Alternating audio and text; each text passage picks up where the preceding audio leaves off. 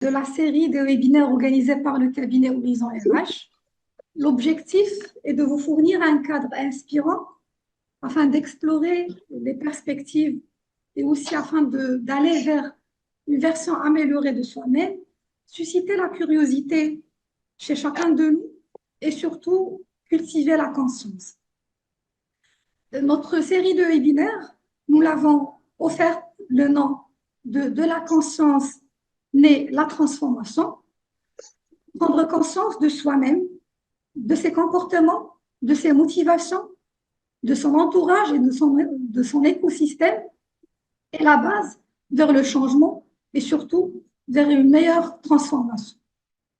Je me présente tout d'abord, c'est Andeli Busra, je suis docteur en économie et gestion, je suis cadre responsable au sein d'un établissement semi-public et je suis également coach diplômé du cabinet Horizon RH.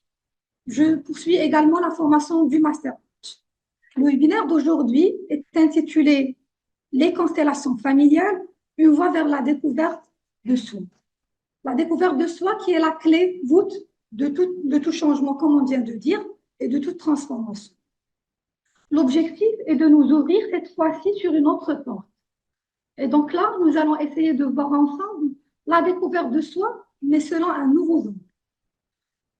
Généralement, quand on parle de la découverte de soi, donc là, par rapport à le sujet d'aujourd'hui, donc on va essayer ensemble de traverser tout ce qui est compréhension des dynamiques cachées de nos familles et tout ce qui peut impacter notre vie, bien nos vies. Donc nous sommes en présence de notre cher invité qui a répondu favorablement et sans hésitation à notre invitation et que nous remercions chaleureusement d'avoir accepté cette invitation. Monsieur Mohamed Fdel, merci beaucoup d'avoir accepté notre invitation et Avec juste, plaisir, avec plaisir. Merci à vous de m'avoir invité pour partager sur un thème qui me tient à cœur. Donc, je suis ravi d'être là et pour partager avec le maximum de gens autour de cette technique et de tout ce qui est énergétique en général. merci beaucoup. Le plaisir est à nous, monsieur. Alors, juste un petit rappel pour ceux qui ne connaissent pas le cabinet Horizon RH. Donc, le cabinet est un cabinet expert dans le développement des compétences, présent sur le marché depuis 2007. Il intervient auprès des entreprises pour des missions de formation, d'accompagnement, de consulting et de coaching, et également auprès des particuliers pour tout ce qui concerne le développement personnel et professionnel. Le cabinet est présent pour sa communauté des coachs et des non-coachs à travers plusieurs événements. Donc, l'événement phare HR Big 16, qui est un événement, bien un espace d'échange et d'interaction, surtout entre les coachs et les non-coachs, et surtout dans un cadre qui est toujours agréable. Son magazine Aigle, ses conférences et ses webinaires, la semaine du coaching qui coïncide généralement avec la semaine internationale du coaching de la Fédération internationale du coaching, et la semaine ramadaniste, ainsi que plusieurs autres événements qui sont généralement étalés sur toute l'année. Je tiens bien sûr à exprimer ma gratitude et mes remerciements à toute la présence qui ont dégagé du temps pour, pour ce voyage et surtout du temps qui va au-delà de la simple accumulation de la connaissance, mais plutôt c'est un temps pour nous-mêmes, surtout pour aller vers l'au-delà, pour aller vers une nouvelle compréhension, une nouvelle manière de faire. Monsieur Mohamed Ousdel, c'est vraiment un vrai cadeau que vous nous avez offert aujourd'hui. Merci d'être là et merci de partager ce moment agréable avec nous. À l'origine, vous êtes ingénieur de formation, météorologiste. Vous êtes également coach, psychothérapeute énergéticien, praticien de la constellation systémique. Vous avez passé par plusieurs métiers, si je ne me trompe pas, 8 métiers, et vous avez fini par, si je dis bien, donc fini par atterrir ou bien dans tout ce qui concerne l'énergétique et la constellation familiale. Si vous pouvez bien sûr nous dire plus sur vous, monsieur. À vous la parole. Oui, merci beaucoup. Alors, bon, oui, je suis ingénieur de formation, donc je suis ingénieur météorologiste de métier. Avant, j'ai eu un cursus universitaire en physique nucléaire, en astrophysique, donc c'était un parcours d'abord cartésien. Bon, j'ai fait un parcours dans l'administration publique où j'ai eu plusieurs fonctions et en même temps, j'ai une carrière de consultant parallèle. Donc, je suis consultant en stratégie, organisation et ressources humaines. Et j'ai occupé plusieurs fonctions dans des entreprises publiques et dans l'administration.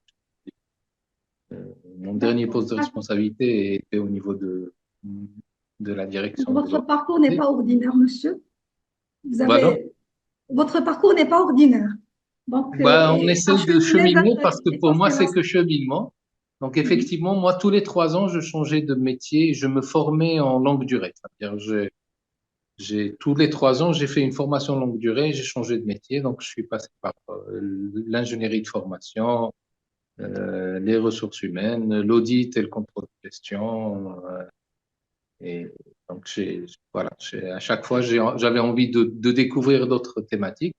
Et à partir de 2009-2010, c'était le parcours du développement personnel. Donc, j'ai fait coach et coach professionnel à l'école Hassania où j'étais directeur de la formation continue. Donc, c'est moi qui m'occupais du style de coaching en prof. J'ai bénéficié et c'est là où j'ai rencontré en fait les constellations familiales pour la première fois. Donc, c'était en 2012. Et c'était pour moi, en tant qu'ingénieur, un monde qui est totalement bluffant parce que j'ai découvert des choses et des synchronicités qui ne peuvent pas être expliquées par le cartésien. Et donc, c'est là où j'ai décidé de me former sur les constellations familiales en 2012.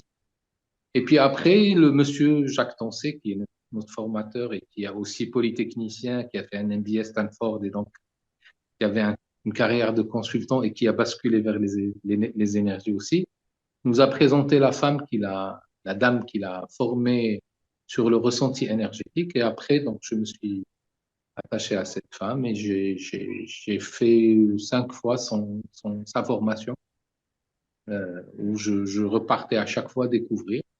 Et je me suis spécialisé dans ce champ-là.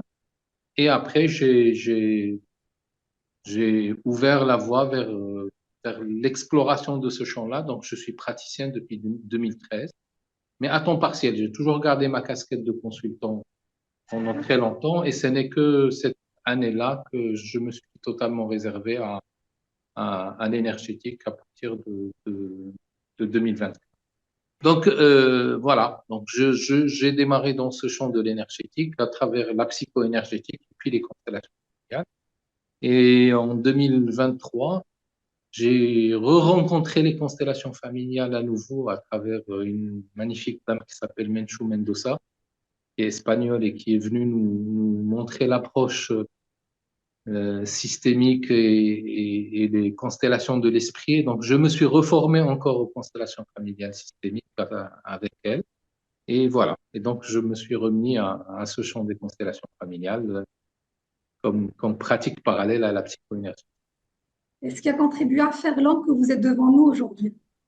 Oui, on est tous en cheminement et ce que nous sommes est toujours un cumul. La phrase que m'a dite Monsieur Jacques Tancé, qui était mon premier formateur, je me suis posé la question, mais comment je vais facturer alors que je suis consultant, donc je peux facturer, mais en tant que thérapeute débutant, qu'est-ce que je vais faire? Comment je vais demander aux clients? Et il m'a dit, mais non, ce que tu leur donnes, ce n'est pas le nouvel apprenti du métier que tu viens d'exercer, c'est tout ton parcours que tu vends d'un seul coup. Et c'est réconfortant de voir que finalement, nous sommes ce que nous sommes et nous donnons ce que nous sommes parce que nous savons faire ou parce que nous avons comme connaissance. Et c'est ce qui fait que dans ce métier-là, on peut offrir beaucoup de choses juste à travers son expérience de vie. C'est vrai. C'est ce qu'on va découvrir tout au long de la présentation d'aujourd'hui, Inch'Allah. Donc, Inch'Allah. alors, la thématique d'aujourd'hui est une thématique très pertinente et aussi une thématique qui nous interpelle tous. Parlons de la constellation familiale, des constellations familiales et de la voie de la découverte de soi aussi. Ou bien quels sont les mécanismes, bien comment se fait le fonctionnement de la constellation familiale? S'agit-il d'une thérapie, d'une approche, bien d'un outil thérapeutique? Toutes ces questions à laquelle on va répondre tout au long de votre présentation. Donc, je vous donne la parole pour Très bien. enchaîner. Avant tout, je vais d'abord définir ce que sont les constellations familiales et comment elles sont nées. Donc, les constellations familiales sont une approche, un outil de résolution de problèmes et de nœuds familiaux, mais pas que. C'est un outil qui est présent dans l'entreprise, il est présent dans... Moi, j'ai fait du recrutement avec les constellations familiales. En fait, la base des constellations familiales, c'est chaque chose a une énergie. Donc, une personne a une énergie, un poste a une énergie, une entreprise a une énergie, une maison a une énergie. Et donc, c'est en explorant les différentes énergies en interaction dans un espace que l'on comprend le fonctionnement du système. Donc, les constellations familiales, c'est un process qui a été élaboré par un Allemand qui s'appelle Bert Hellinger. Et les bases sont nées dans l'approche systémique de Palo Alto. Donc, les constellations familiales sont une approche systémique. Palo Alto, pour ceux qui ne le connaissent pas, est un centre de recherche multidisciplinaire qui se trouve en Californie, aux États-Unis, et où il y a le plus grand centre de recherche multidisciplinaire où on mêle la psychologie à la cybernétique, à la sociologie, etc. Et c'est là où sont nées beaucoup d'approches, y compris l'approche systémique des organisations qu'on a étudiée dans les cours de management dans les écoles de commerce. Et donc, tout est système, en fait. Et cette vision des systèmes, elle vient s'installer dans l'approche constellation familiale comme premier élément, mais chaque ensemble de personnes est un système. Chaque organisation est un système. Une famille est un système. Et donc, qu'on explore, en fait, c'est les interactions entre les différents éléments du système. Et donc, quand on approche les constellations familiales en mode thérapeutique, c'est que on l'appelle la théorie du placement. Les constellations familiales, c'est la théorie du placement. Et dans le schéma, quand on fait des constellations de groupes, parce que ça a démarré avec les groupes, tu mets l'énergie d'une personne chez un représentant qui est comme un acteur dans une scène de théâtre ou de cinéma, et tu lui donnes l'énergie de la personne. Et là, il commence à se comporter comme la personne qu'il représente. Et nous faisons ça dans un schéma spatial. Donc, il y a une salle dans laquelle tu places les différents gens et différentes personnes intervenantes. Et la place est importante. Quand je dis la place est importante, c'est le vis-à-vis, c'est comment celui-là me regarde, comment l'autre se regarde, et donc comment on interagit les uns avec les autres. Et c'est l'analyse du schéma global qui nous permet de comprendre euh, quelle est la problématique. Donc, ce monsieur Berthellinger a fait beaucoup évoluer les choses, et même l'approche des constellations a beaucoup évolué dans le temps. Elle est née dans les années 80 et depuis, elle n'a cessé d'évoluer en fonction des pratiques, à travers ses élèves à lui d'abord, et puis d'autres qui sont venus rajouter de nouvelles dimensions et de nouvelles compréhensions, d'abord sur l'énergétique et puis sur les constellations. Donc, les constellations familiales, c'est un outil d'abord énergétique. Ça veut dire que ce n'est pas la technique qui résout le problème, c'est le ressenti du constellateur. Vous venez avec une problématique et c'est le constellateur qui, avec son ressenti énergétique, vous dit si c'est une vraie problématique ou pas. Et en même temps, c'est avec son ressenti qu'il identifie les personnages qui sont en interaction dans cette problématique. Et donc, c'est lui qui organise, on va dire, c'est lui qui fait la mise en scène de la constellation en fonction de son ressenti à lui. Et dès qu'il place les personnages, il libère l'énergie à travers l'énergie du groupe. Et il y a un champ qui porte le mouvement de la constellation. Et le problème, par la bénédiction divine, se met en mouvement et commence à se dénouer. Et à chaque fois, il peut rajouter des éléments de diagnostic ou des éléments de solution pour favoriser le mouvement de la constellation. Et quand tous les personnages sont en cohérence, en général, on voit une famille qui se réunit, qui se prend dans les bras, ou on voit une problématique partir vers le loin et n'est plus dans le champ de la constellation. Et là, on déclare que la constellation est finie et donc on peut passer à une deuxième. L'approche constellation a été un peu pratiquée aussi en individuel et on fait les représentations à travers des objets qui gardent l'énergie euh, de la personne qu'on représente. Donc, quel que soit l'outil qu'on utilise, tout est basé sur l'énergie et chaque chose a une énergie. Donc, dès que vous pensez à quelque chose ou à quelqu'un, vous mettez son énergie quelque part et l'élément qui reçoit l'énergie porte l'énergie de cette entité qu'il représente. Qu'il soit entreprise, qu'il soit personne, qu'il soit poste, indépendamment, c'est toujours un ressenti qui représente une énergie et c'est l'énergie qui fait bouger tout. Bon. Il y a longtemps, en fait, les constellations familiales sont ce qu'on appelle une approche phénoménologique. Ça veut dire qu'on savait comment ça fonctionne, mais on n'avait pas d'explication scientifique sur le fonctionnement énergétique. C'est pareil pour toutes les techniques énergétiques qui existent dans le monde. Et c'est la physique quantique qui est Justement, venue sur ce, expliquer un peu comment ça marche. Pardon? parlons énergétique par rapport à ses fondements scientifiques. Donc là, je crois que c'est la physique quantique qui a donné des explications à tout ce qui est énergétique. Vu qu'on Exactement. considérait depuis toujours que l'énergie, c'est tout ce qui est abstrait. Donc, il n'y a pas réellement du concret. Est-ce que vous Exactement. pouvez nous dire plus sur ça? Oui, en fait on travaillait avec les vibrations. On avait l'électromagnétique, on avait la mesure des ondulations, des vagues, mais on considérait que c'était deux mondes séparés et que le monde vibratoire était un champ et que le monde de la matière, du solide, était un champ différent. La physique quantique, elle est venue plonger au cœur de tout cela, parce que la physique quantique, c'est la physique de l'infiniment petit, atomique et subatomique. Ça veut dire qu'on plonge au cœur de la matière. Et quand on a plongé au cœur de la matière, ben, on a vu que finalement, tout ça était composé ben, d'éléments qui sont en interaction, mais surtout que ces éléments-là ont une nature double. La première, c'est que on appelle ça la dualité entre corpuscule. Donc, chaque élément de l'univers, chaque entité, chaque atome, chaque corps physique a une double consistance. Donc, si je prends ce verre-là, ce verre a une double consistance. Il y a la matière, je peux peser, mesurer, etc., le volume et toutes les dimensions physiques palpables, mais en même temps, cet objet émet une vibration. Donc, une personne, elle aussi, elle a un corps et elle émet une vibration. Donc, quand on dit dans la physique quantique la dualité entre corpuscules, c'est que chaque élément de l'univers a une double caractéristique.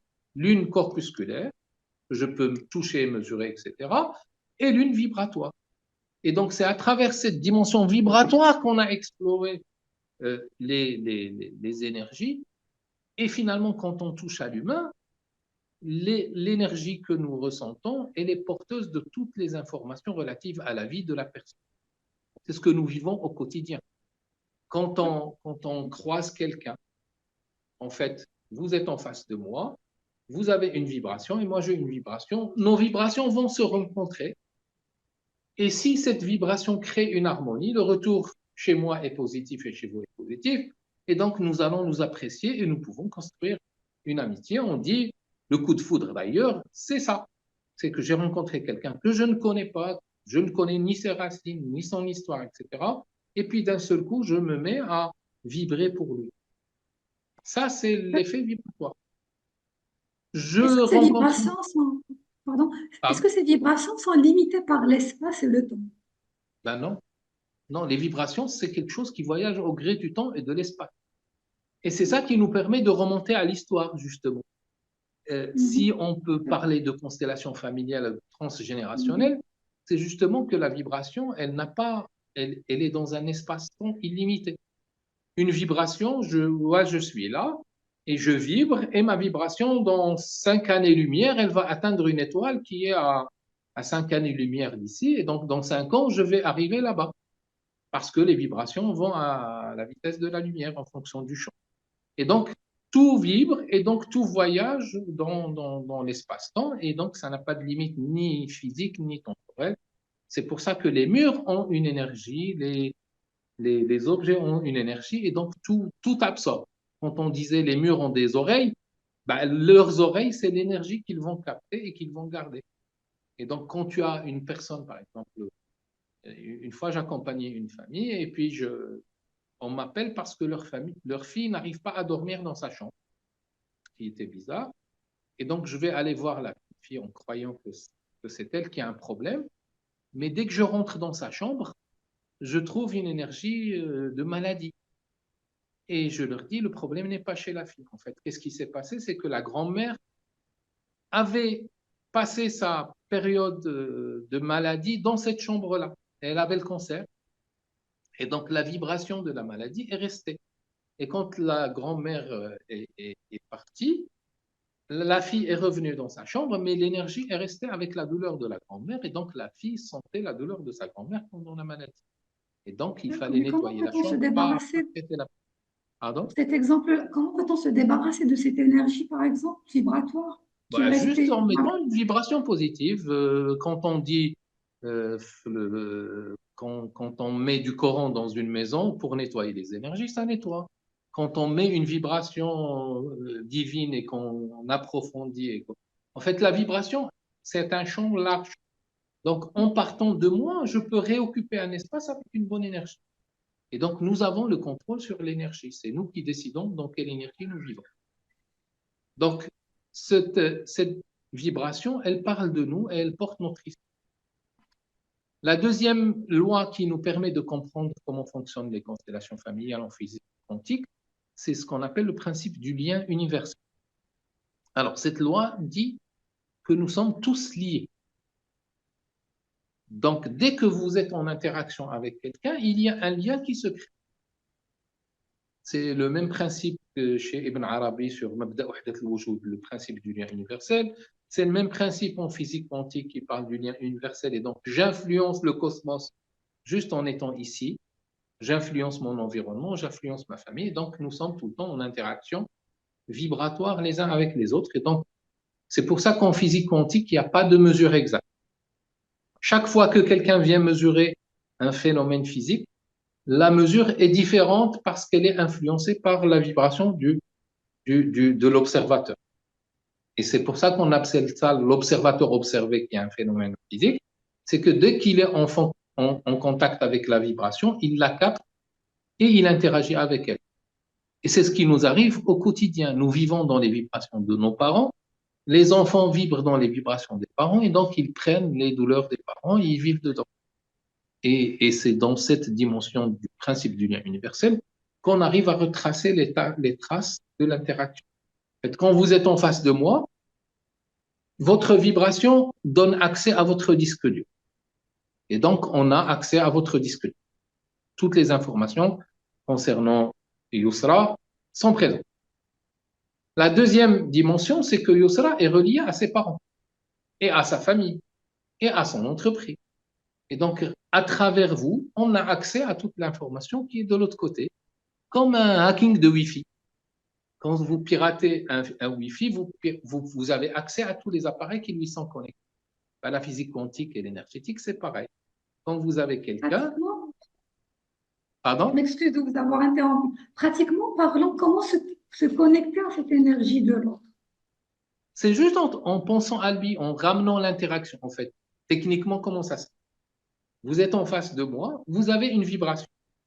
Moi, je capte cette vibration-là et elle crée un champ d'interaction chez moi.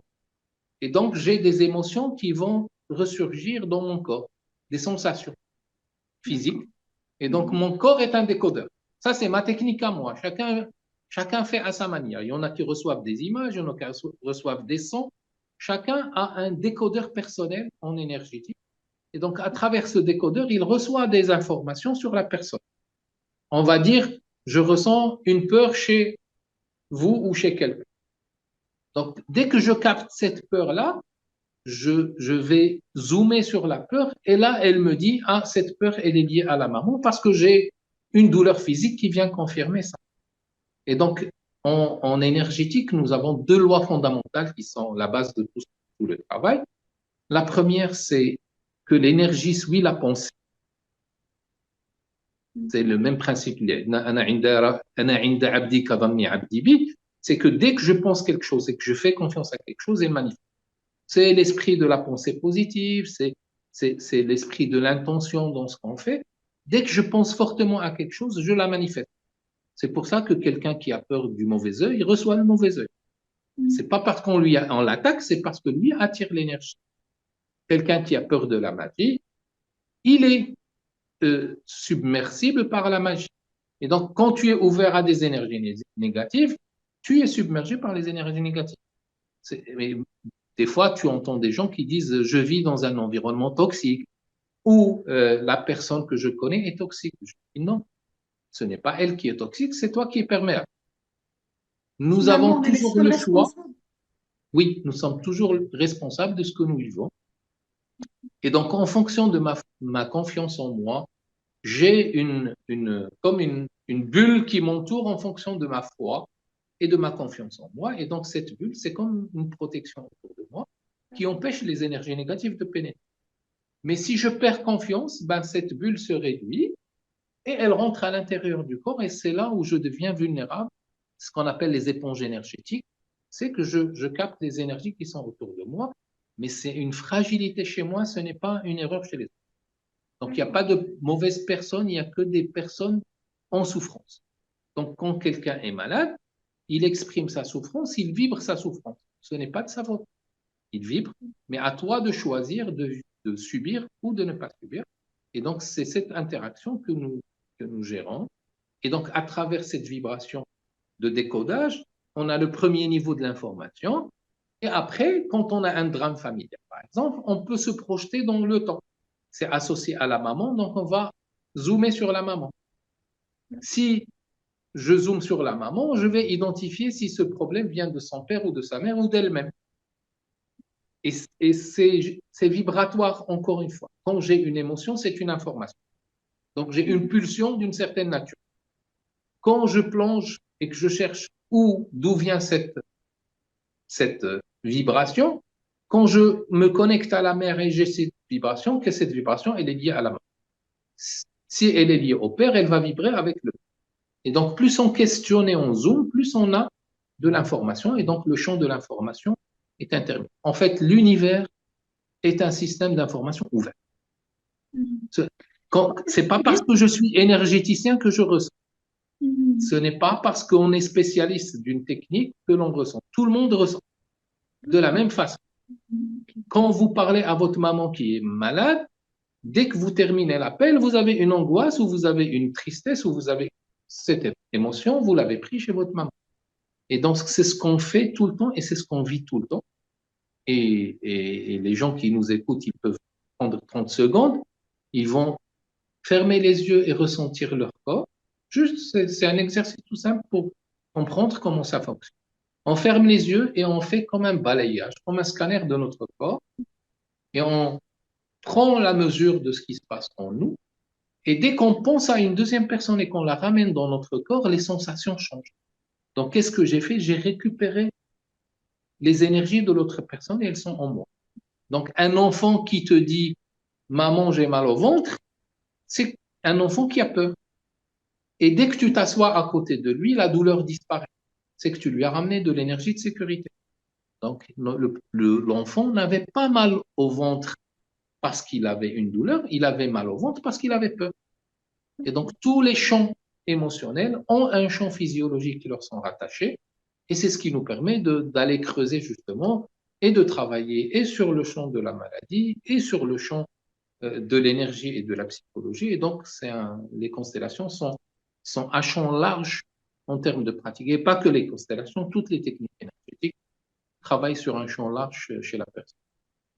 Est-ce qu'on peut dire qu'on est à la base une éponge énergétique? Et c'est un travail qui doit se faire sur nous-mêmes pour avoir cette bulle qui va nous protéger. En fait, on est une éponge énergétique à l'enfant. Un enfant, il est formaté par l'énergie des parents. Et mieux encore, quand on arrive au monde, on arrive avec des fichiers système, comme un ordinateur neuf dans lequel vous avez tous les fichiers système qui sont déjà installés, qui vous prennent 300-400 mégas d'espace disque dur ou même plus.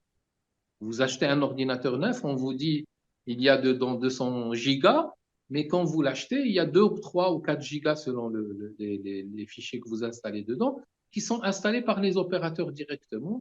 Et dès que vous voulez y toucher, on vous dit vous n'avez pas le droit. Vous n'avez pas le droit, et donc c'est des fichiers système. Donc nous aussi, on arrive au monde avec un héritage, avec un fichier système auquel on n'a pas accès. Donc quand on est enfant, c'est là où on est une éponge énergétique. Donc on recueille les énergies de nos parents, leurs souffrances, leurs bienfaits, et on commence à assimiler ces énergies-là, mais on ne se rend pas compte que ça ne nous appartient pas. Et donc, c'est comme si on faisait du copier-coller du système paternel et maternel vers nous-mêmes, et c'est là où les enfants peuvent tomber malades, ils peuvent être hyperactifs, ils peuvent être... C'est juste qu'ils ressentent trop les émotions. Donc, les enfants sont empathiques, et donc, ils sont en général des éponges énergétiques. À l'adolescence, on commence à identifier et à analyser notre comportement. Et donc, à l'adolescence, ben, l'enfant sait que lorsqu'il est à l'école, il va bien et que lorsqu'il rentre à la maison, il étouffe. Et après, il va analyser qu'il étouffe près de sa maman et donc il va commencer à éviter sa maman. Et c'est à l'adolescence qu'on choisit quel type d'adulte nous allons être. Empathique, donc je garde ma sensibilité et je peux souffrir ou pas. Moitié-moitié, on fait le yo-yo entre l'empathie et la cérébralité. Et ceux qui deviennent très cérébrales et coupés de leurs émotions, ils se carcassent et ils ne vivent plus d'émotions. Mais quand on se carcasse, ben, on met un filtre aux émotions, mais on met en même temps un filtre sur les émotions positives et les émotions négatives. Donc, quelqu'un qui ne souffre pas beaucoup n'a pas de joie non plus, parce que le filtre qu'il a placé, ben, les grosses joies ne passent pas comme les grosses détresses, parce que le filtre, il est le même. Et donc, quand on se coupe des émotions, on dit que quelqu'un est froid, que quelqu'un est... C'est juste qu'il se protège. Et finalement, quand on élargit ce champ de la vibration et qu'il accepte des émotions plus fortes, il peut avoir des joies plus D'accord. Euh, Parlons de votre histoire. Quand vous avez parlé de votre guérison, est-ce qui vous a ramené vers, je crois, la constellation familiale ou bien est-ce que c'était l'aboutissement normal après un chemin d'introspection ou bien c'est grâce à votre guérison que vous avez cru réellement à l'énergétique? en fait, j'y avais cru avant, parce que quand j'ai rencontré les constellations familiales, euh, quand on est dans un champ de groupe, en général, le constellateur te dit choisis quelqu'un qui représente ton père ou choisis quelqu'un qui représente ta mère, mais pratiquement les yeux fermés. Et quand nous avons rencontré les constellations familiales pour la première fois, c'était dans le cycle de coaching professionnel. Et donc, on rencontrait des personnes qui venaient nous parler de leur technique. Et le premier était Jacques Foncé, qui était le formateur en constellation familiale. Et un jour, il était en train de faire une constellation et il demande à une dame de choisir quelqu'un dans la salle. On était une trentaine de personnes pour représenter son père. La constellation de la dame était que son père avait perdu son papa à 16 ans et qu'il a bataillé pour travailler, pour nourrir sa famille, ses frères et sœurs, etc. Et il a demandé à la dame d'aller chercher quelqu'un pour représenter le papa. Et le monsieur qu'elle a choisi était un de mes amis qui avait fait le premier cycle avec moi et on avait fait beaucoup de travaux ensemble et je connaissais son histoire dans le détail. Et ce monsieur-là avait perdu son père à 16 ans et il s'était sacrifié pour ses frères et sœurs. Donc, c'est la même Et, histoire. il a... et donc, c'était une histoire copier-coller et c'est là où j'ai fondu en larmes et j'ai compris que finalement, il n'y a rien à comprendre, que les choses fonctionnent autrement. Et donc, quand on a ramené le monsieur pour nous spécialiser dans les constellations familiales, il nous a dit juste, dites-moi un problème de votre vie, on va essayer de le rattacher à votre histoire. Donc, c'était une constellation ordinaire. Moi, je n'avais pas de problème psychologique, sachant que j'avais déjà fait des thérapies dans le cadre des 2 cycles. On était obligé de faire des thérapies dans le cadre du cursus. Et donc, je n'avais pratiquement rien à lui dire, mais j'étais asthmatique pendant 24 ans. Et j'étais sous traitement de fond, corticoïdes, etc. Et je lui dis, est-ce qu'un problème physiologique passe parce que je n'ai rien à poser? Il me dit, oui, oui, tout passe. Et je pose mon asthme et il commence à me poser des questions sur ma famille, etc. Et là, il me dit, mais il est simple ton cas. Je regarde de travers, je lui dis, qu'est-ce qui est simple? Il m'a dit, tu as une mission que tu n'accomplis pas et qui se manifeste contre toi sous forme. Bien sûr, je l'ai regardé de travers. Je suis ingénieur, il est lui aussi ingénieur. Je lui dis, Jacques, dis-moi quelque chose que je peux comprendre. Tu me dis une mission de vie qui se manifeste contre toi. Et en lien avec l'asthme, pour moi, c'est de l'aberration. Je lui dis, dis-moi quelque chose de logique. Il m'a dit, je n'ai rien à te dire. Ok, qu'est-ce que je fais? Juste accepte. Et il a travaillé avec moi 10 minutes. Et depuis ce jour-là jusqu'à aujourd'hui, plus de crise d'asthme, plus un microgramme de médicaments pour l'asthme, et c'est ce qui m'a mis sur ce chemin. En fait, c'est devenu une passion parce que je l'ai vécu dans ma chair et donc je n'avais plus de questionnement intellectuel à poser. Et pour moi, c'était libérateur et donc c'est là où je me suis spécialisé. J'ai fait 2 ans de formation avec lui sur différentes techniques en entreprise, en individuel. Et j'ai pu approfondir après différentes techniques. J'ai fait du Reiki, du Theta Healing, de la psycho-énergétique. Bon, toutes les techniques sont bonnes. Et ce que j'ai compris avec le recul, c'est que ce n'est pas une histoire de technique, c'est une histoire de personne. Ce n'est pas la technique qui t'emmène, c'est l'opérateur ou le guérisseur ou le coach ou qui t'emmène. Ce n'est pas une histoire. D'ailleurs, dans le coaching, on nous le disait, le meilleur outil du coach, c'est lui-même. Et donc, dans cette phrase-là, on a compris, mais dans l'énergétique, c'est encore plus profond parce que ça t'emmène à sentir des choses qui ne relèvent ni de la conscience, ni du mental, ni de la compréhension. Et donc, depuis cette guérison-là, je me suis spécialisé et j'ai fait un parcours, bon, ça fait depuis 13 ans que je pratique, ou même 12-13 ans, j'ai continué à travailler à temps partiel pour ne pas faire de ça un gagne-pain. Et donc, je suis resté dans mon métier, dans mes postes, pour faire ça doucement, pour apprendre le métier doucement, pour le pratiquer doucement. Et ce n'est qu'il y a 2 mois que je suis devenu thérapeute à 100%. Donc, Le coaching est la constellation familiale. Vous avez dit que c'est lors de votre cursus de coaching que vous avez fait appel à la constellation. C'était une partie programmée dans le oui, programme, mais je crois. coaching professionnel. Pardon? En fait, le coaching professionnel, quand on l'a fait, c'était un programme multidisciplinaire.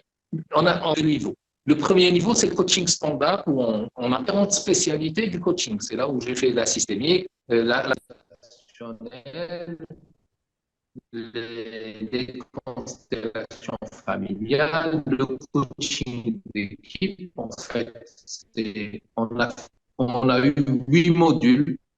On avait des profs d'HEC Paris qui sont venus au Maroc nous enseigner, chacun sa spécialité. Donc, on avait Jacques-Antoine Malarivitch, qui est le père de la systémique en France et qui est psychiatre, et Giffard, qui était le directeur d'HEC Paris par l'intuition et qui aujourd'hui se spécialise dans l'accompagnement par les équines. Et donc, c'est des gens qui t'emmenaient dans leur champ à eux et en partageant leur expérience de vie. Et on avait Jacques Tancet pour les constellations familiales. Et donc, chacun nous emmenait dans son domaine, dans son champ, et on explorait ce champ-là, et ça nous permettait de choisir quel spécialiste. C'est comme les médecins internes, ils font le tour des différents services, et après, ils choisissent leur spécialité. Ben, c'est ce qu'on a fait nous aussi. On a vu 8 spécialités, on a décidé de choisir celle des constellations familiales. Et donc, ça a ouvert le champ à d'autres voies. Je Alors, voulais juste quand on parle des savoir où est-ce constellations qu'elles peuvent familiales, converger. Sur pardon? quel point?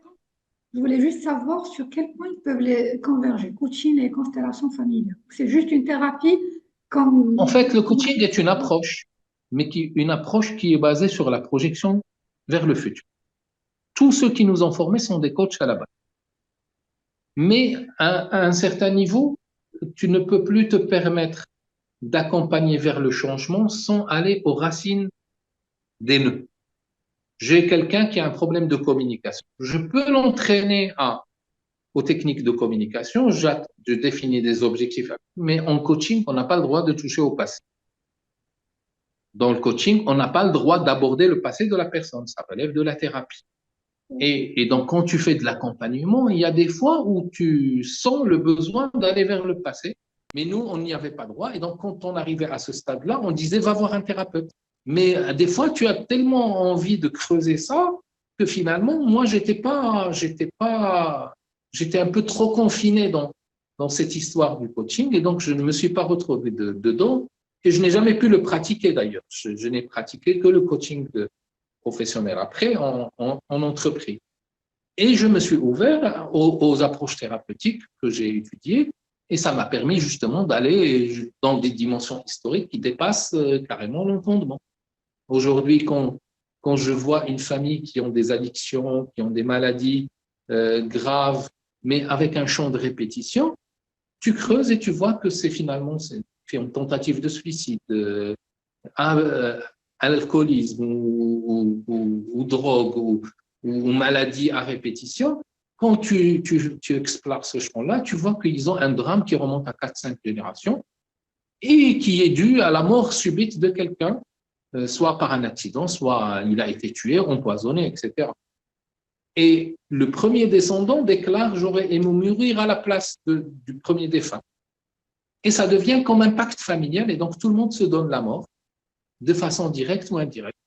Et donc, quand on voit quelqu'un qui a une addiction, ce n'est pas parce qu'il a un problème de personnalité, c'est juste qu'il y a un drame familial auquel il répond.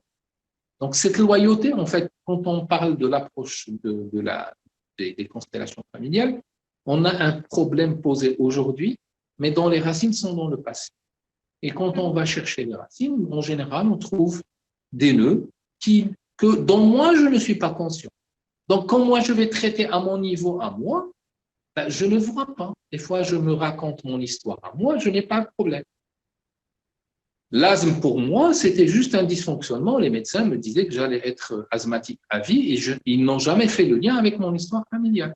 Donc, je prenais des médicaments, des corticoïdes pour soulager l'asthme, mais j'allais être asthmatique à vie parce que j'ai traité les symptômes à l'écho. Quand je suis allé dans le champ des constellations familiales, ça a traité les causes et pas les symptômes. Et c'est là où ça change, où l'approche des constellations familiales ouvre la voie à une exploration causale. C'est comme les diagnostics organisationnels. Quand on était dans les cours de management, il y avait quelque chose qui s'appelait le diagramme d'Ishikawa, qui est le diagramme de cause à effet. C'est que quand on voit un problème, on voit d'où viennent les racines. Ben, on a exploré le champ spatial et temporel vers le passé, et nous avons ce diagramme de cause à effet dans le système familial. Et donc, le système familial, il interagit. Et donc, nous avons des problèmes en nous qui relèvent du passé et qui ne relèvent pas de notre vie personnelle. Et c'est ce qu'on essaye de résoudre dans ce champ d'action. D'accord, donc on peut dire que les raisons qui peuvent ramener quelqu'un à aller vers la thérapie, les constellations familiales, c'est surtout quand il est bloqué, bien il est devant l'impasse. C'est comme quand il a creusé, bien il a fait. En général, ceux qui viennent, c'est dans ce sens. Mais ceux qui connaissent, ils viennent pour tout. Moi, je vous ai dit, j'ai fait du recrutement avec des constellations familiales. Je place le poste, je place les 3 candidats, je place le N+1, je place le grand manager et j'analyse leur interaction. Et tu vois que le premier candidat, il est plus petit que le poste, que le deuxième, il est plus grand que le poste, et donc il ne va pas rester longtemps si on ne l'encourage pas. Et tu as quelqu'un qui va plaire au N+1. Donc, quand tu es avec le DRH, tu lui dis lequel tu préfères, celui qui plaît au N+1 ou celui qui couvre le poste ou celui qui va subir. Et donc, tu orientes le choix, même sans connaître les personnes. Et donc, juste parce qu'il suffit que quelqu'un les connaisse et que tu as une lecture très claire de ce qui se passe. Et ça, je l'ai pratiqué, je l'ai vécu longtemps dans ma carrière parce que j'étais recruteur à un moment donné. Et ça te donne des lectures phénoménales. Donc, c'est juste un champ d'accès à l'information.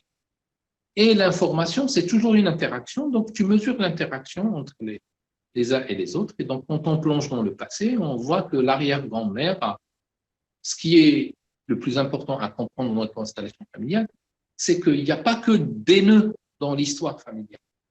Moi, si j'ai été guéri, c'est parce qu'il y avait un don. Donc, finalement, il y a beaucoup de bonnes choses dans notre histoire que nous ne voyons pas. C'est parce que je n'ai pas aimé le comportement de mon père que je vais cacher tout ce qui vient de mon père, y compris ses dons. Et j'ai eu beaucoup de cas comme ça. Et dès qu'on ouvre les yeux sur nos parents, parce que les constellations familiales sont régies par 3 lois, qui sont les lois de l'amour. Et dans les lois de l'amour, nous avons 3 fondamentaux. L'appartenance. Chaque personne a sa place dans le système. Et quand vous écartez ou vous éjectez un membre de la famille parce qu'il est fou, parce qu'il est drogué, parce qu'il est adam, il y a quelqu'un qui le paye après sous forme de rejet. Le deuxième, c'est la préséance.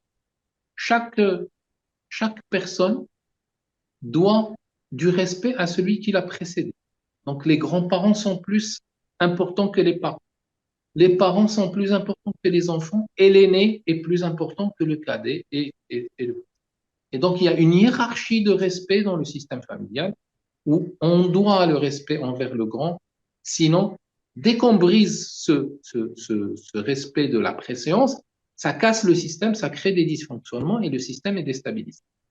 Donc, on vient remettre de l'ordre et de la hiérarchie. Même un enfant mort dans une fausse couche, il a sa place et il doit récupérer sa place. Quand une fille vient après un garçon ou un garçon vient après une fille et qu'il veut remplacer son frère, il se casse euh, psychiquement et relationnellement avec ses parents. Et il crée des tensions avec ses parents juste parce qu'il voulait occuper une place qui n'est pas la sienne.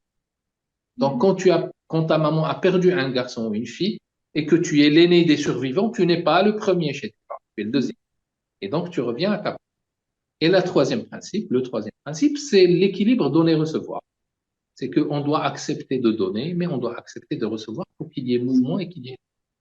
Et quand une des trois lois est rompue, ça crée un déséquilibre dans le système qu'il faut régler et c'est le champ des constellations.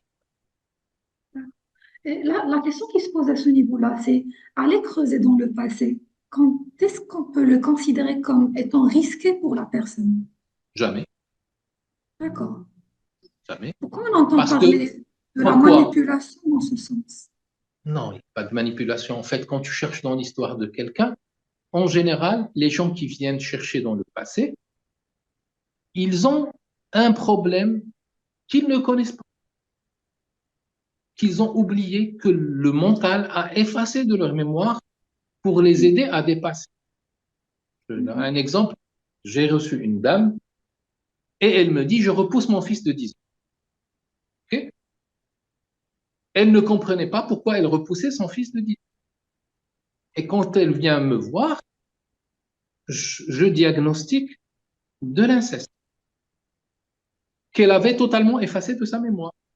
Et donc, quand tu lui expliques, alors elle se rappelait pas. Elle a totalement oublié l'événement. Et quand elle s'est rappelée, après plusieurs séances, elle est venue me raconter l'histoire que j'avais déjà. Mais je ne voulais pas forcer. En constellation familiale, en énergétique, on a l'information, mais on ne force pas la personne à accepter l'information. On l'amène à se rappeler de l'information. Donc, on questionne. On manipule pas, on questionne. Est-ce que tu te rappelles de? Est-ce que... Et des fois, par exemple, j'ai les frères jumeaux, les sœurs jumelles, on a ce qu'on appelle le syndrome du jumeau perdu.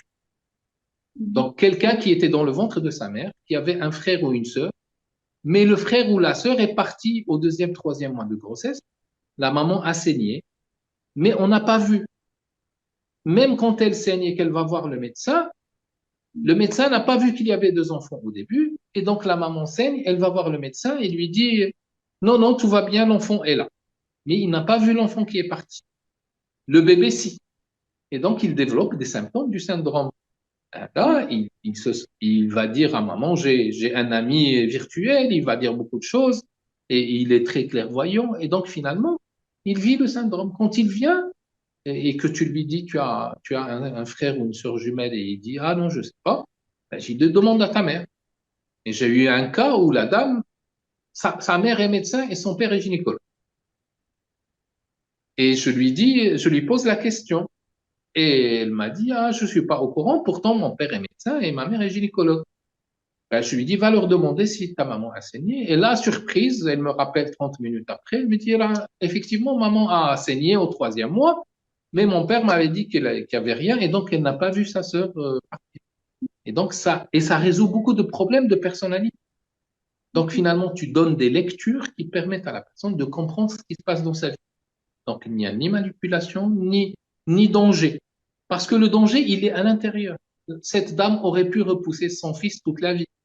Mais l'enfant n'aurait pas compris, il serait devenu l'ennemi de sa mère. Donc elle se protégeait, elle le protégeait. Mais quand elle a compris le phénomène qui se passe, elle a réglé son problème et donc elle est en relation avec son fils de façon correcte. Donc on est là pour dénouer, pas pour compliquer. Et c'est ce que justement, ce que ne comprennent pas les gens, parce que j'ai eu des cas qui disent, mais dans la réalité, il est là, il te mange de l'intérieur.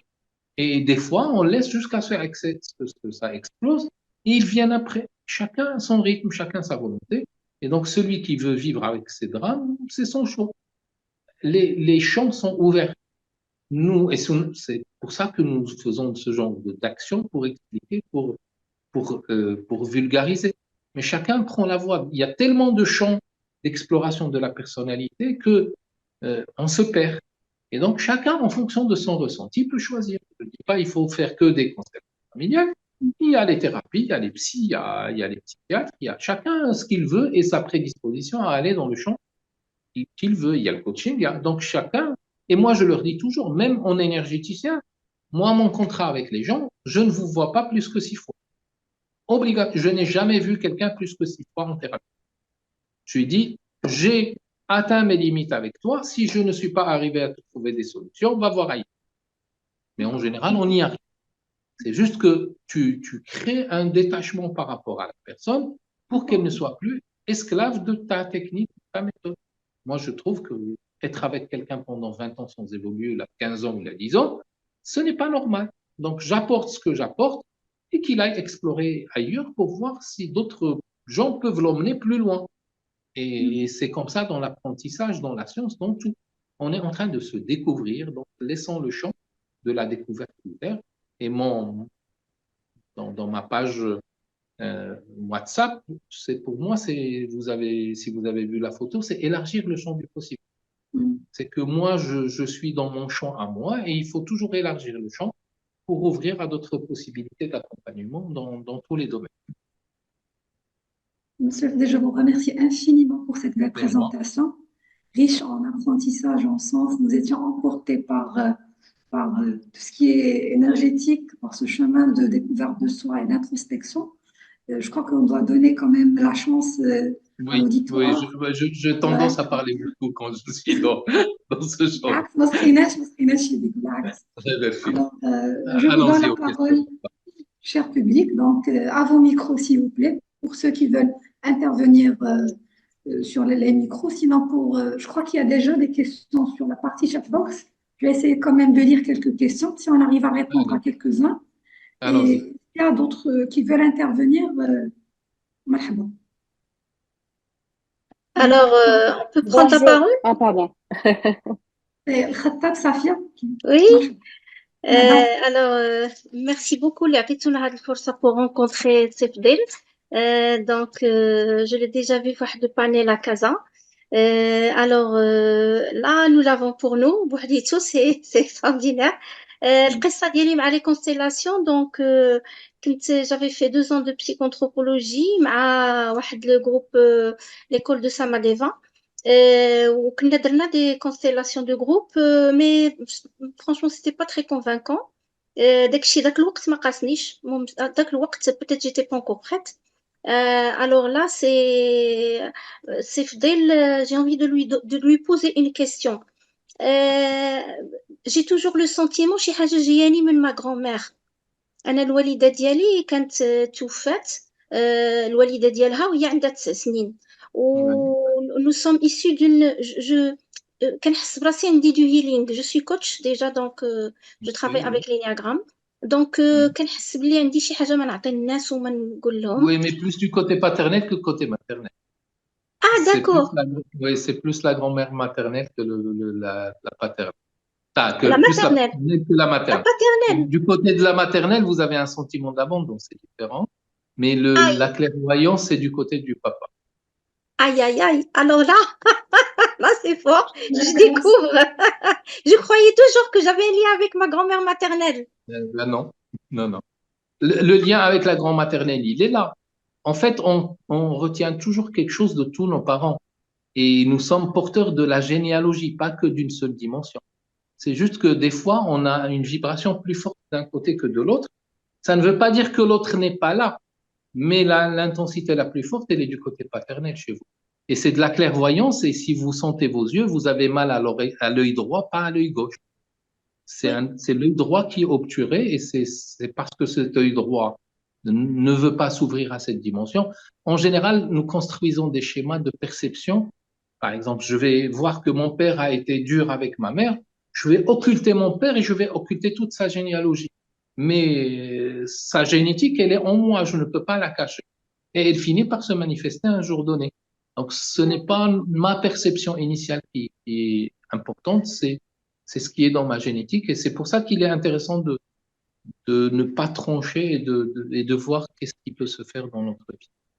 Donc, il faut laisser le champ ouvert. Ouais, il faut juste accueillir la lumière des deux côtés.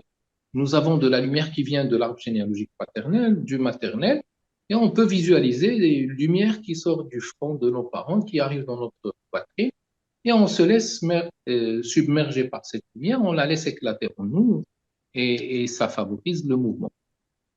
Merci beaucoup. Marhaba. Vraiment, je suis bluffée. Merci beaucoup. Une deuxième intervention rapidement, s'il vous plaît. Merci d'être Bonjour, concise et précise, s'il vous bonsoir, plaît. bonsoir.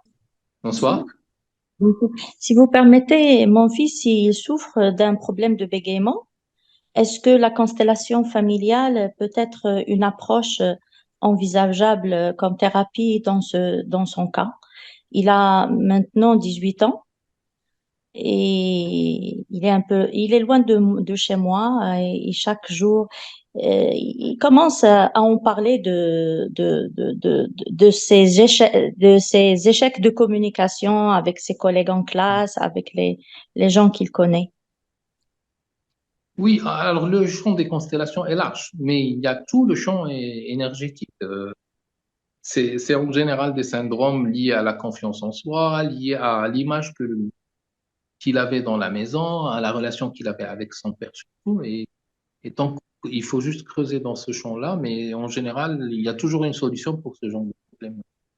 Que ce soit les constellations ou l'énergétique.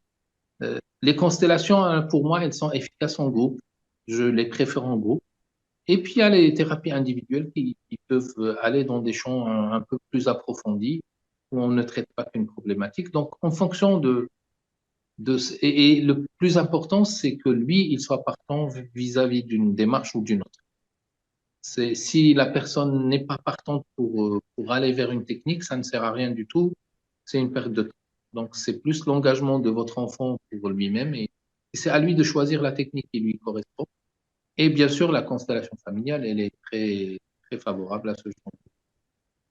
Il y a des expériences réussies dans ce sens. Oui, mais tu vois, Oui. je n'aime pas parler des expériences réussies parce que justement, on va attendre un résultat. Mais le résultat, c'est vous qui le provoquez. Le thérapeute D'accord, ne guérit personne. Le d'accord, thérapeute met sur le chemin. Vous voyez, moi, je parle d'un don de guérison, mais même quand on parle de la guérison, c'est votre prédisposition à guérir qui vous aide à guérir. Un thérapeute, il vous guide, il vous mène sur le chemin, mais c'est vous, votre propre guérison. Et justement, quand quelqu'un vient chercher le résultat, il bloque déjà l'énergie de la bénédiction dont il peut bénéficier en lui-même. En fait, c'est des approches d'irnia, dans le sens de l'intention. J'ai l'intention d'y aller et je suis sûr que le bon Dieu va m'accompagner là-dedans et j'y vais et ça marche. Mais si je vais avec l'intention de je vais vérifier si ça va marcher ou là je vais tester si ça va marcher, en fait, tout fonctionne باليقين. Donc, s'il n'y a pas l'yaqin, ça sert à rien de faire la confiance et la foi. C'est la seule chose qui permet de trouver les solutions.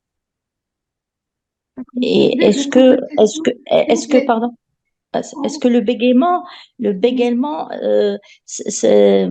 on doit explorer les dynamiques familiales, l'héritage émotionnel, comme vous avez Mais dit? personnel d'abord, Même, chez votre fils, hein? c'est personne.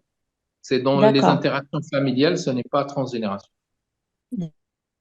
Monsieur Swick, s'il vous plaît, il y a une question. Est-ce que des jumeaux émettent des vibrations un peu similaires vu qu'ils ont la même historique familiale et embryonnaire? Alors, ils n'ont pas la même historique, mais ils ont une vibration commune et ils ont, en fait, quand on parlait du lien, c'est que leur lien est plus fort. Donc, quand j'ai parlé tout à l'heure du syndrome du jumeau perdu, même s'il n'est plus là, il reste connecté à son frère ou à sa sœur qui est décédé. Et donc, il le voit dans ses rêves, il le voit. Et justement, quand on accompagne quelqu'un qui a le syndrome du jumeau, on lui redonne vie, comme dans son espace de lumière. Ça veut dire, on le voit et on refait le deuil et on voit la personne dans la lumière et on commence à communiquer avec elle dans le cœur. C'est qu'on redonne sa place au mort parce que justement cet enfant avait besoin de cette communication pour vivre. Et il se sentait perdu, il savait pas pourquoi, et quand tu lui expliques ce qui se passe, il comprend beaucoup de choses qu'il faisait quand il était petit, et il comprend beaucoup de fonctionnements dans son âge adolescent et adulte. Une deuxième question de Madame Rizlan Berdei. Donc, est-ce qu'on sera touché par les énergies des autres quand on fait la constellation? Oui, mais dans le bon sens. Ok. En général, quand on est représentant dans une constellation, la constellation, c'est un champ vibratoire dans lequel il y a des énergies qui circulent. Et donc, quand on est représentant, en général, on a la même problématique traitée. Donc, on traite notre problématique à travers la constellation de l'autre. Et même quand on est dans le champ, et ça m'est arrivé plusieurs fois, je suis là à faire ma constellation pour une personne, et nous avons les personnages au milieu, et vous avez quelqu'un à côté qui vous gère.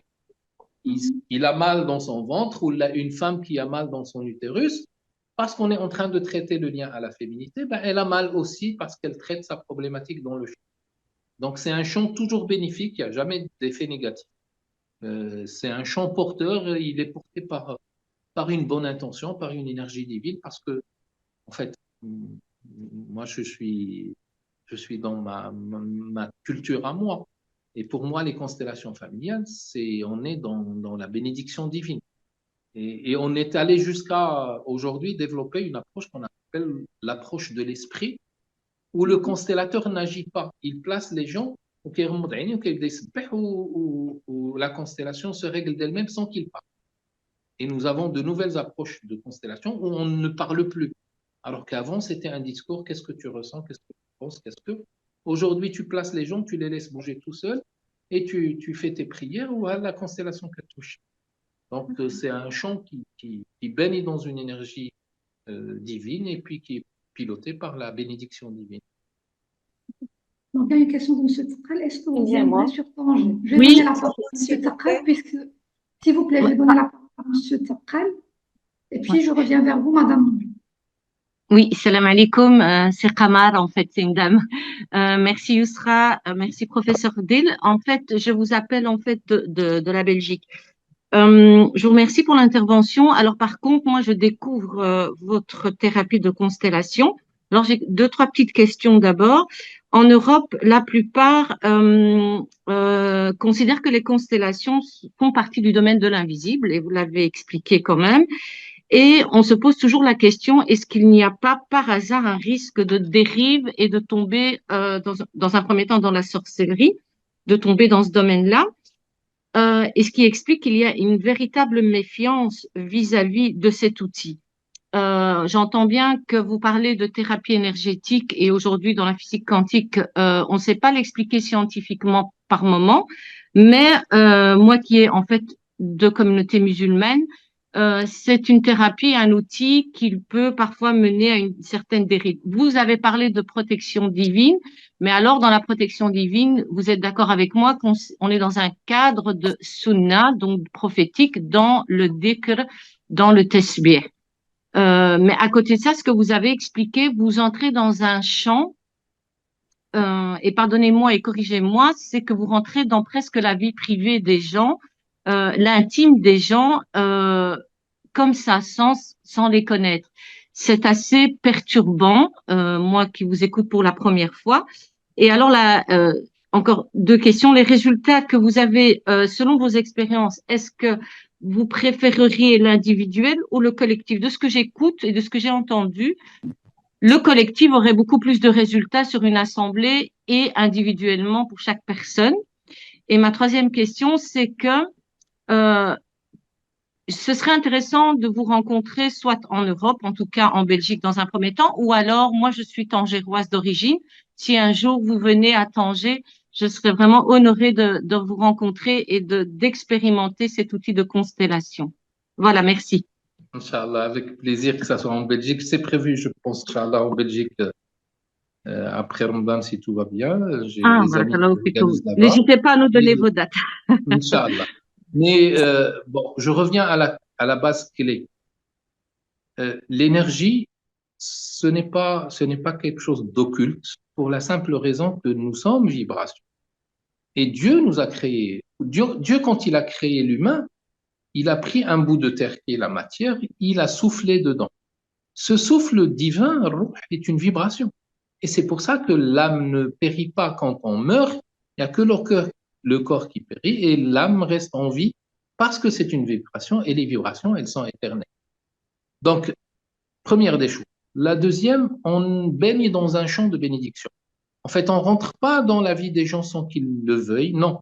Quand quelqu'un vient, c'est qu'il veut explorer son passé et donc on explore son passé avec son autorisation.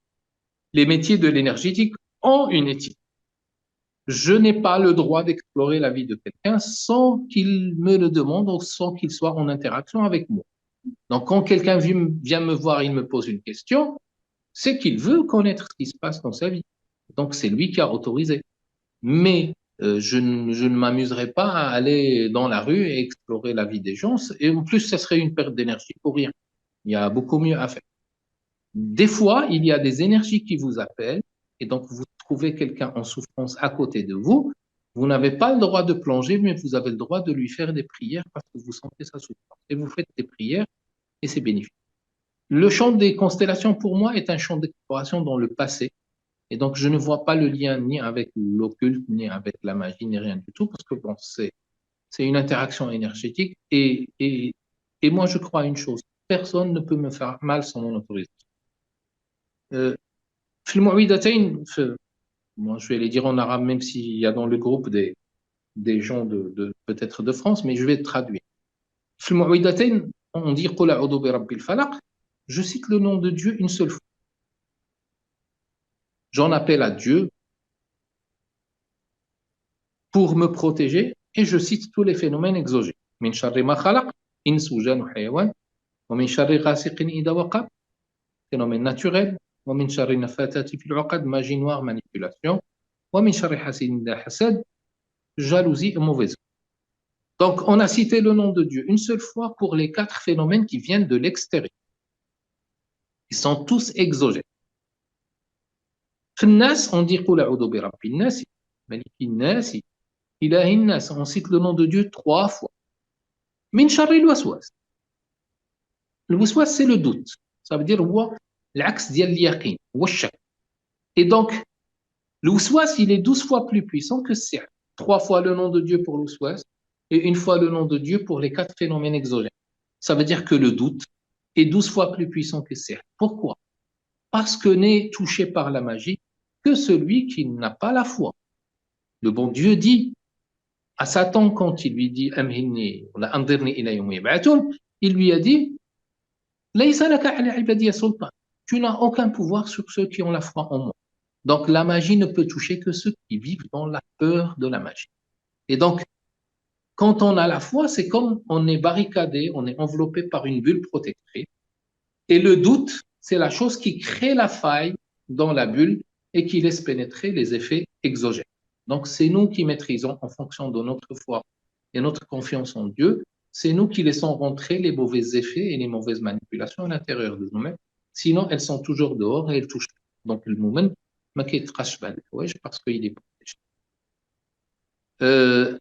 Donc, l'autorisation est obligatoire dans le champ émotionnel aussi. Alors, je voulais juste, il y a ici un témoignage donc de Maïma, bonsoir, j'ai participé à la dernière séance de constellation. Je vous remercie énormément. C'est l'une des meilleures expériences de ma vie. Donc, merci, ça fait plaisir. Donc, je donne la parole à Esma. Je crois que pour les contraintes de temps, on ne va pas vous prendre avec nous toute la soirée quand même. Vous êtes très généreux, monsieur Fdel. Donc, je donne la parole à Esma, qui est sur la première sur la liste. Madame Esma. Sinon, monsieur Taqal, qui était tout à l'heure. Madame Taqal, elle a déjà posé sa question. Ah, d'accord. C'était Madame Taqal qui est belgique et il y avait quelqu'un qui avait... Ah. Donc là, je vais essayer de voir s'il y a d'autres. Donc, Yasmina. Moi, j'ai une question. Oui, bonsoir. Salam alaikum. Je donne la parole à Yasmina et puis je reviens vers vous par la suite. Yasmina. Alors, tout d'abord, je vous remercie pour l'organisation de ce webinaire. Il est tellement intéressant. Moi, je n'ai jamais pratiqué la constellation familiale, mais c'était grâce à Monsieur Fidel que j'arrive à comprendre de quoi il s'agit. J'ai pratiqué une thérapie toute seule avec une thérapeute et Monsieur Fidel a parlé de roh. Et tout à l'heure, elle a parlé comme quoi le constellateur reçoit des images, des voix, etc. Est-ce qu'on peut lier cette technique de thérapie euh, avec notre religion et plus précisément al-Basira? Est-ce qu'on peut dire que la personne qui normalement qui reçoit des voix ou qui reçoit des images, c'est quelqu'un qui a un degré quand même de l'humain plus supérieur que n'importe qui. C'est-à-dire, c'est pas juste, on peut pas expliquer cette thérapie en termes de science, mais en termes aussi de religion, il y a beaucoup de choses à dire dans ce sens-là. Oui, bon, il y a deux dimensions dans la question. La question de la religion, le Basira, elle existe. Si vous voulez voir plus de compréhension sur ça, il y a Dr Mustafa Mahmoud qui est un des plus grands scientifiques qui se sont intéressés à la partie religieuse et du lien entre la science et la religion. Mustafa Mahmoud est égyptien, il avait des émissions de télé les années 80 et 90 sur le lien entre la science et la religion. Et il avait expliqué justement le champ de Basira comme étant un niveau d'élévation de la foi de la personne. Et c'est pour ça que Dieu ouvre la voie à cette personne-là. On dit en arabe, kifali al-hijab. Donc, Dr Mustafa Mahmoud, il a plus d'arguments que moi religieux pour pouvoir expliquer la chose. Ce que je veux dire, moi, de mon côté, c'est que ce n'est ni une compétence, ni Basira, ni rien. Dans les séminaires que je fais, dans la même journée, la première journée, on fait des ateliers et les gens sont capables de dater les événements dans leur vis-à-vis sans qu'il y ait ni préparation, ni rien du tout. Donc, le champ, il est ouvert. C'est nos autorisations à nous et nos ouvertures à nous. Pour recevoir une information, il la reçoit. Donc, il n'y a pas de blocage, il n'y a pas de compétence, il n'y a même pas de don. L'énergétique est une chose, le Basira, c'en est une autre. L'énergétique, c'est une ouverture à un champ d'information. Et en fait, l'énergétique derrière Google. Quand tu cherches, tu poses une question, tu tapes sur Google, tu vas chercher l'information, elle est là, et tu as les choix sur plusieurs possibilités d'interprétation. Donc, l'énergie, c'est un système d'information ouvert. Tout le monde y a accès sans limite. D'ailleurs, les enfants vivent dans les émotions de leurs parents. C'est juste qu'ils n'ont pas de conscience pour analyser. Donc, tout le monde est capable de ressentir. Après, ce que ramène le constellateur, c'est son approche de connaissance et d'expérience pour expliquer. Donc, tout le monde a l'information. Le problème n'est pas d'avoir l'information, c'est de savoir l'interpréter et accompagner la personne pour résoudre son problème. Et c'est là où intervient l'expérience, les études, la science, etc. Mais en termes de ressenti, nous ressentons tous. Donc, Mustafa Mahmoud, il a sur Instagram et sur YouTube une vidéo qui parle de l'énergétique. Donc, il parle de l'aura, l'hala et les chakras et toutes les techniques énergétiques. Et il parle aussi de l'Basira comme étant un phénomène de bénédiction divine. Donc, ça, c'est un autre champ. On n'a pas besoin d'être énergéticien. Dans le Basira, quand il y a un homme de naissance, et ils voient, ils entendent des choses que les autres ne voient pas. Et donc, ils peuvent l'utiliser comme ils le veulent en fonction de. De toute façon, moi, j'ai remarqué une chose. On a tous des dons. La malédiction arrive quand on fait un mauvais usage du don. Ça veut dire, il l'a utilisé dans le mauvais sens. Ça crée une malédiction dans le système familial et on le paye et on attend 3-4 générations pour qu'il y ait un retour de bénédiction dans ce système familial. Donc, quand le bon Dieu donne des capacités, il sait les réguler aussi. Donc, il faut faire ça. Merci pour votre générosité, Monsieur Fdé. C'était très enrichissant. Ça se voit déjà. Tout le monde est assoiffé de connaître et de comprendre les rouages et les mystères cachés derrière tout ça. C'est avec beaucoup de cœur que je vous dis merci. Merci énormément d'avoir répondu favorablement à notre invitation. Un plaisir de recevoir chez nous à Tanger, peut-être pour une formation, Inch'Allah, sur place. c'est une invitation à une collaboration, pourquoi pas, Inch'Allah. Chers participants et participantes, je vous remercie pour votre présence. Je m'excuse vraiment pour ceux et celles qui voulaient intervenir. Faute de temps, nous sommes dans l'obligation, puisqu'on a déjà dépassé le temps. Donc, je vous remercie pour votre présence. Restez branchés sur nos séries, bien sûr, des webinaires et sur nos réseaux sociaux. Nous sommes présents sur Instagram, LinkedIn, Facebook. Également, donc, nous avons tout le programme détaillé des formations qui sont délivrées par le cabinet sur notre site web. Donc, prochainement, la formation de l'énéagramme, qui est aussi un outil de développement personnel qui permet d'aller vers la connaissance de soi et de l'autre, ainsi que du coaching qui est un cycle profond et un cycle si fort en termes de transformation. Si je vous donne la parole, Monsieur Fdel, juste pour conclure, oui. Est-ce que vous voulez pointer sur un point bien défini avant de partir? Oui, je voulais juste dire que c'est un champ qui est très ouvert et très bénéfique. Donc, j'étais ravi de partager avec vous cela, juste parce que pour moi, plus on diffuse la bonne parole et plus on empêche d'autres pratiques malveillantes de s'installer. Donc, oui, tout fonctionne, oui, chacun mène à sa manière. L'essentiel, c'est de faire confiance et surtout de se laisser porter par ce qui nous entoure, de s'ouvrir. Il y a beaucoup de gens qui sont, disons, en fait, cadrés. Parce que j'ai eu beaucoup de clients qui me disent, est-ce que c'est du shirk? Et donc, quand tu travailles avec l'énergie divine et qu'on te dit c'est shirk, tu es un peu perturbé, mais les gens doivent ouvrir leur cœur et leur esprit pour explorer, pour tester, pour voir et ne pas juger les choses. Et donc, expérimenter et vous allez voir qu'est-ce que ça représente. Donc, j'étais ravi d'être avec vous ce soir-là et à une prochaine fois, Inch'Allah. Et en tout cas, on est connectés. Quelqu'un m'a demandé juste sur ma page YouTube. En fait, j'ai pas de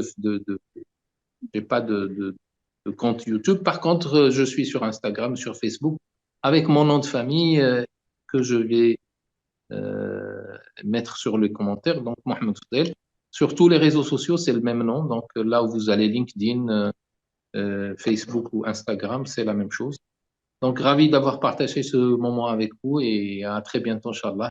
Et merci pour tous, pour votre présence et votre Merci encore une fois. Merci, cher auditeur. Et à bientôt. Et on se revoit, Inch'Allah, prochainement, sur place. Merci et bonne soirée. Bonne soirée, à bientôt.